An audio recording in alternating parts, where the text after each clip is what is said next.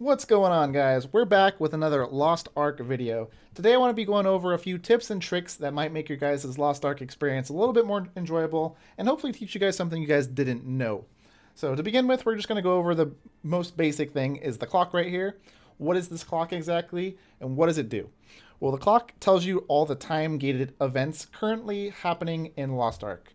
Now, as you see right here, this says less than 1 minute. What does this mean? Well, it means this event right here is going to start in less than 1 minute. It's going to start at 9:20. It's 9:19 right now. So where do we go to do this event real fast? Well, we click on the map, and as you see, it'll tell you exactly where you need to go. As you see, there's no way I can get there in the next minute, so obviously I'm not going to be able to do that map.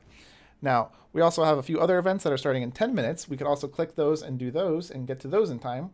But these are basically all the different events, tells you all the different drops, and these are all the ways to get them. Now, as you see right here, the Shadow Ghost ship doesn't have a button right here.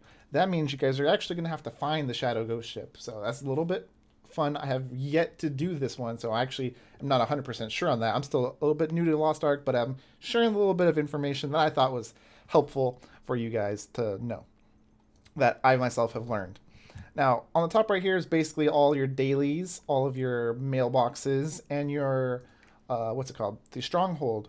So make sure you guys are not like me right now and do your stronghold. Never have it completed. Try to keep it pumping out all the time because the stronghold gives you lots and lots of rewards, such as a free character to level 50 once you unlock the knowledge transfer, which when I unlock that myself, I'll be going over a video on that. But what the knowledge transfer basically does is it levels up a character from level 1 to level 50. So pretty straightforward, pretty easy, without having to use a power pass. So what does that mean exactly? That means you guys can have 3 characters leveled up for free while playing Lost Ark without having to go through the story a second time. So that's pretty awesome. Now, another thing that I wanted to go over that I thought was super amazing at first was this little thing right here. If you guys didn't know, this is basically like a little widget button. It has the buttons for like quick ways. This conveniently moves you to the Biofrost and all that stuff. Now, what do I like having on this? I like to edit this and remove something out. I don't need selfie mode. We'll take selfie mode out and then we'll add the market button. I love having the market button on here. You can move it around. And what is the market button? It just opens up the market right away. So that way you guys can get to buy-in.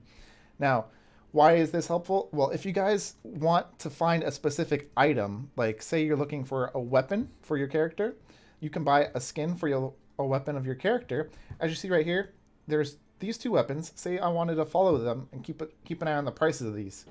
You would just click this little pin right here. It'll pop into your little interest list, and then you can track it at all times. Now, a tip to notice for this is there's a maybe traded 1 times and a maybe traded 2 times.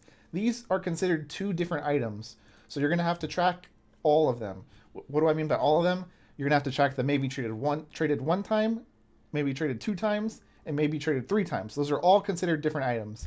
So just because you're following one of them, you might want to double check on the weapon or whatever specific skin item that you're looking for, because another version of it might be out. And by another version, I mean another item that has more or less trades. So what is helpful with this is, say you're just running around, you finish killing a quest, you just quickly click over here, click this, and click your interest list, and then you'll see what all of the different items are available on the shop. Now, another trick with the market you guys might not have known is if you hover over this little thing right here, it tells you the average prices, but that's not what I want to go over. It's if you click buy on an item. This tells you all of the items actually being sold right now. So as you see, it says 5 available quantity. So as you see, the cheapest price is 4,800. Now, if we're too slow and somebody buys it before that, the next cheapest price is 5,000. And it even tells you the quantity remaining. Now, this also works for other items. So if you wanted to go to Foraging Rewards and say you're trying to do what I told you in a previous video and try selling these mushrooms, which now it looks like they've gone down in price, which maybe that means you guys have been farming these mushrooms as well. So if we click the mushroom and you click buy, it will tell you all the different prices of the mushrooms. So that way you guys know if somebody like tried lowballing the price and tricking everybody.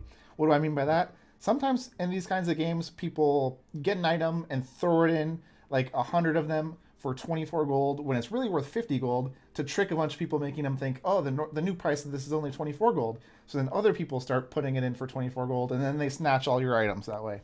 So this is a good way to avoid that by saying, okay, There's one for 24, there's 26 for 26, and then you can see, okay, so the average price of this, if people start buying them, it might be about 28. So you could go ahead and probably get away with throwing yours in for 27, and then you'll still probably be able to get a sale off. That's something that took me a little bit while to learn. So that is that, and then you can go over to your transactions and see all your different sales and whatnot. Now, they also have the auction house over here, which has different items that you cannot be getting in the market. These are going to be more of your like PvE only, because PvE has generalized stats. So this is going to be if you want to buy specific like PvE gear for your character at a certain item level. As you see right now, we can buy an 802 tier 2 item level. You're going to have to bid for it. Buy now price for 55 gold. That seems pretty cheap to me, but I have yet to do all these events, so I'm pretty sure that these are going to be pretty straightforward and easy to get right now, judging from the price. But that is basically the rundown of the shop. Another thing that I wanted to go over is some basic settings in the settings. So one main thing that I will recommend everyone to turn on when you get into the settings, if you're good at aiming. If you're bad at aiming, go ahead and leave it off. But go into gameplay, controls and display, and scroll on down to cursor aim and turn that off. I always recommend this off if you are good at aiming. If you're bad at aiming, then go ahead and leave it on, I guess. What does this do exactly? Well, if you hover over it, it says, when the cursor is positioned on top of a foe or target, your attack direction will be corrected towards the target. So what does that basically mean? It basically means that when you have this clicked, it's auto aim. Now you might be saying, auto aim's good though. Why don't we want auto aim on? Well, say you're mobbing up a big group of enemies. You're not going to want to aim directly at them. You're going to want to aim like in the middle of the mob. So by having cursor aim on, it's actually going to change your shot and make it a little bit to the left, a little bit to the right, and you're probably going to miss that big group of enemies. So I do recommend always turning cursor aim off. That way, for example, if you're doing those mobs, it's a lot more easier. And then the other thing is the AFK settings. I'm not 100% sure on this yet. I still have yet to test it out because it's 60 minutes, but this may or may not allow you to stay AFK in the game a little bit longer before you get kicked out. I'm not sure on that. Let me know in the comments down below if I'm wrong on that, but I believe it might. It's possible that it doesn't though. And speaking of that, another tip for the AFKing, if you know you're going to get kicked out from the AFKing, I recommend just straight up logging out and going on to the server list. If you're on the server list, your game's not going to be kicked out all the way to the beginning of Steam. You're going to have to launch the game from the beginning. If you were at least on the server select screen, then you could just log back into the server and wait in queue if there's a queue. But if you are AFK in the game and it kicks you, then you have to go through that whole long loading process again as well. Now, the last thing I want to go over is a couple video settings, and then that should be it for now. There's other things that I also want to go over, like engravings and whatnot, but that'll make the video a lot longer. Engravings honestly need a whole different thing just for itself, and honestly, Rapport needs a whole different thing for itself. But specifically, I just want to go over real quick some video settings that I recommend. Sorry about that. So for some video settings that I recommend, I just wanted to recommend turning these off right here. And if you've got the shadows and better depth of field, I recommend turning those off to get a little FPS boost. And the last thing is the HUD adjustment. If you guys think the HUD is a little bit too big, I was so happy when I realized that I could lower this, because look at how big that is. I don't really like it that big. I feel like the bottom UI is a little too big. So I recommend putting it at 90. I like it at 90. I can still read everything very well, but it could go all the way down to 80% and make it even smaller. Or you could go all the way up to 110% and make it ginormous. But I recommend 90. 90 is my favorite setting. But if you guys prefer it a little higher, a little lower, you guys can change it however you feel comfortable. But yeah, that's all I wanted to go over for today, guys. And remember, if you guys want to keep up to date with any more Lost Ark content and have any more tips and tricks, such as engravings and whatnot, let me know in the comments below what you guys want some help with. And I will see you guys in the next one. See you guys later. Peace.